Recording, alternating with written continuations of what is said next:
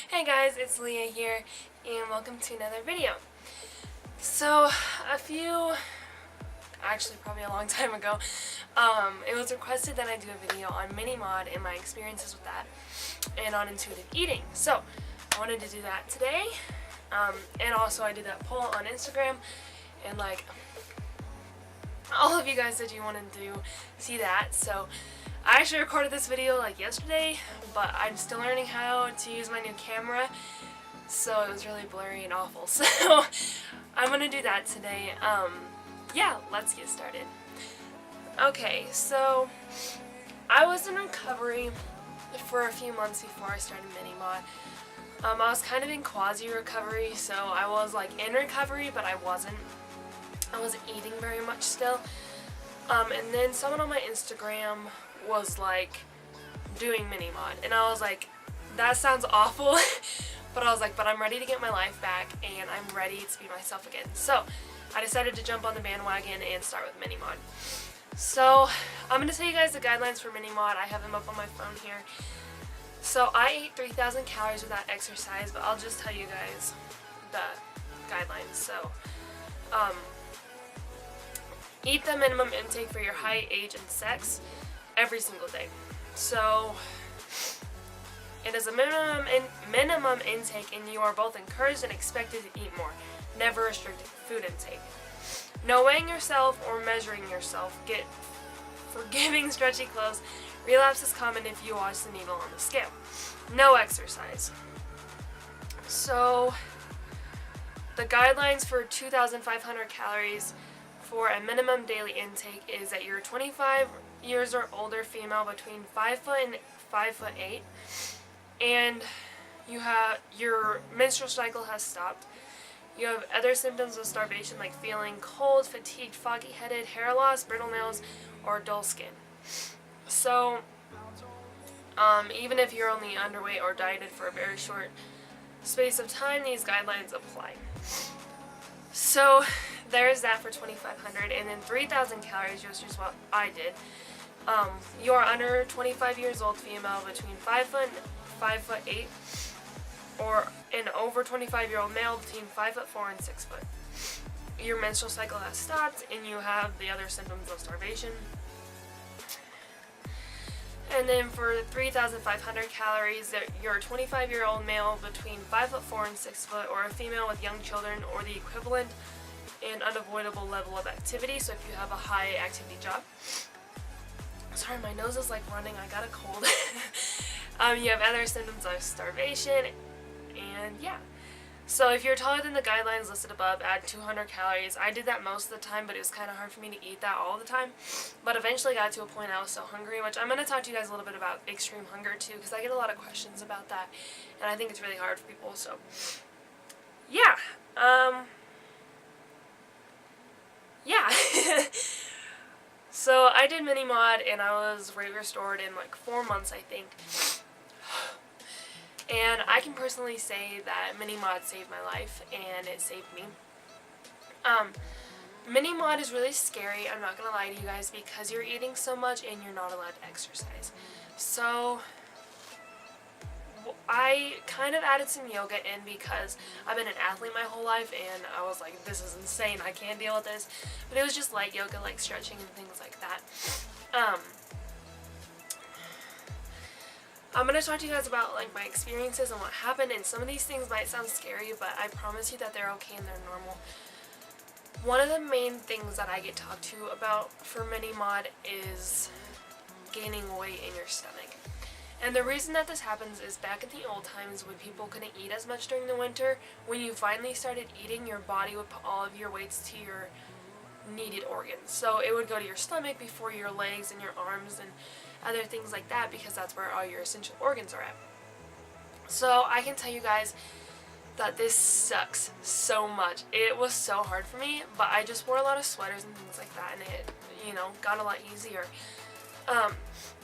Definitely keep eating 3,000 calories every single day, and this will get so much easier for you, because when your body starts to trust you, it starts to redistribute the weight. So that was really hard for me. Let's see. I felt bloated a lot and it was really hard for me to get my calories sometimes. So what I recommend for that is high calorie things like peanut butter, avocados, things like that, because it's way easier to get your calories and it's not as filling, so it's not as hard.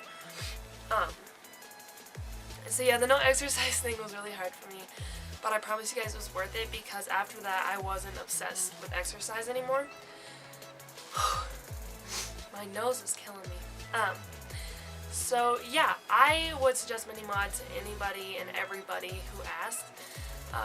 Minnie-Mod really did save my life, and really guys, it was amazing, and it was really hard, but it gave my sense of life back to me. And when you eat that much, your body forgives you for starving it. One thing you have to understand when you're in recovery is your body still has to make up for all the calories you didn't eat. It doesn't just forget about them. So, on to extreme hunger, which kind of leads into that.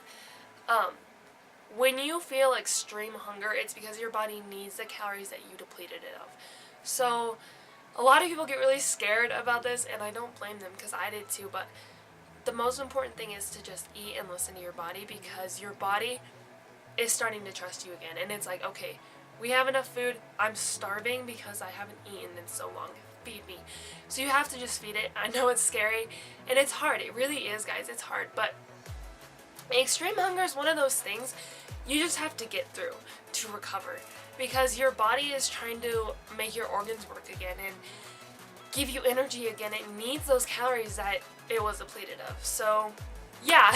So I think intuitive eating is a really tricky subject to talk about because it's so diverse. To me, intuitive eating is listening to your body, but it's tricky when you're out of eating disorder recovery, whether that be binge eating, anorexia, or anything else really. There's so many categories of eating disorders, but it's hard for me to explain this, but I'm going to try my hardest. I think intuitive eating happens, and you can trust yourself to do it, when what your body needs and what your body wants meet, or at least get close to meeting. It took me a long time to start being able to intuitively eat, because my hunger cues are still coming back, you guys, and it's been like 2 years. So your body doesn't give you hunger cues anymore because you haven't listened to them. So when I got done with Minnie-Mod and I was weight restored, I tried to just eat intuitively, and I was getting like 1,200 calories a day. So what I would recommend is eating all day and then tracking your calories at night. And then if you need to eat more, you can, but then you know, like, if you need to eat more or if you're doing a good job. So I did that for a long time, and it was really hard for me, but it really worked. I'm saying a lot, I'm sorry, but this is like a really hard thing. I'm trying to piece all this stuff together in my mind because it's really hard to explain. So I'm going to give you guys some tips on how I led myself from Minnie-Mod to intuitive eating. So when I was in Minnie-Mod, I ate like 500 or 600 calorie meals and then 400 calorie snacks. So I do 3 snacks and 3 meals. And so I think that really helped me when I got out of Minnie-Mod, because I kind of knew my calories and how much I needed to eat.